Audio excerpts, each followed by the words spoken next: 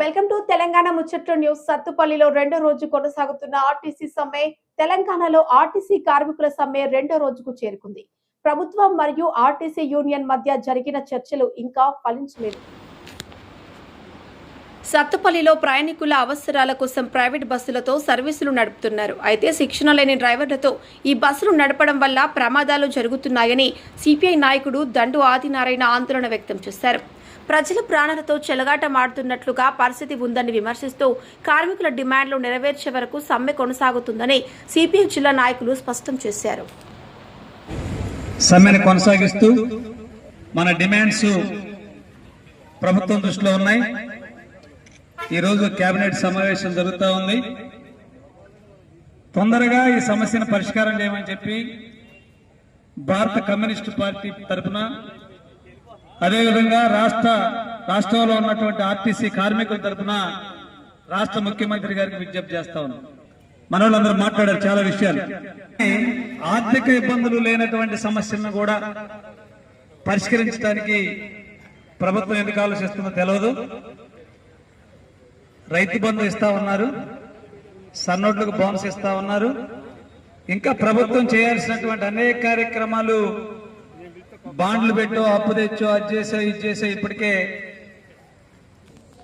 వేల కోట్ల అప్పులు తెచ్చినట్టు లెక్కలు చెప్తా ఉన్నారు వాళ్ళే. కానీ ఆర్టీసీ కార్మికులు అడిగింది గొంతెమ్మ కోరికలేం కాదు.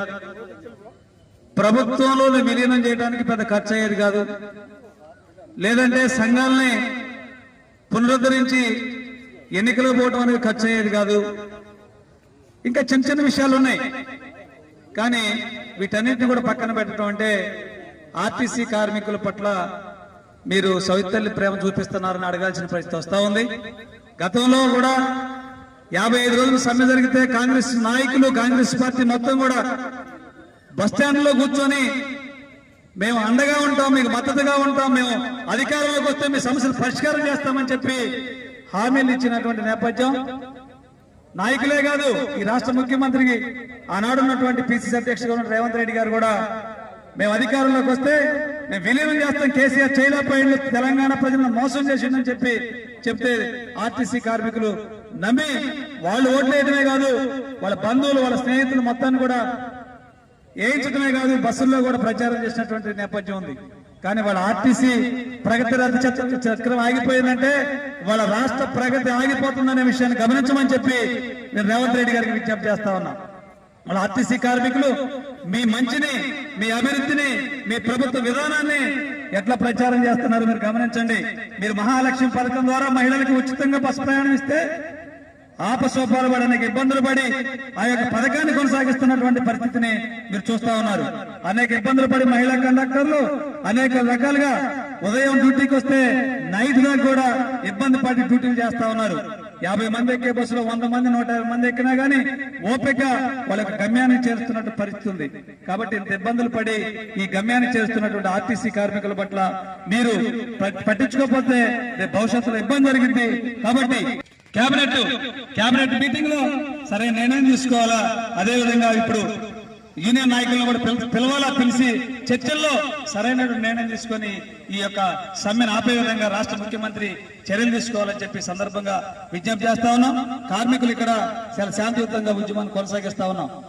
ఈ సమ్మె ఏదైతే మనకున్న డిమాండ్స్ పూర్తయ్యేదాకా ఈ సమ్మెను కొనసాగించడమే అది ఎంతవరకు పోతుంది, ఏ రూపంలో పోతుంది అనేది అన్నిటికీ సిద్ధమై కొనసాగిద్దామని చెప్పి మీకు తెలియజేస్తూ, దీనికోసం భారత కమ్యూనిస్ట్ పార్టీ ఎప్పుడు మీ పక్కనే ఉంటుందని, అదేవిధంగా ఈ ఎమ్మెల్యే సాంబశివరావు గారు కూడా ముఖ్యమంత్రితో మాట్లాడడం కోసం ప్రయత్నం చేస్తా ఉన్నారు. కాబట్టి మన సమస్యలు పరిష్కారం అయితే మనం అదే ధైర్యంతో ఈ ఉద్యమాన్ని కొనసాగిద్దామని చెప్పి తెలియజేస్తూ, నాకు ఈ 4 మాటలు చెప్పే అవకాశం కల్పించిన మీ అందరికీ పేరు పేరున నమస్కారాలు తెలియజేస్తూ, కార్మికుల ఐక్యత, ఆర్టీసీ కార్మికుల ఐక్యత పరిష్కరించాలి. ఆర్టీసీ కార్మికుల సమస్యలు వెంటనే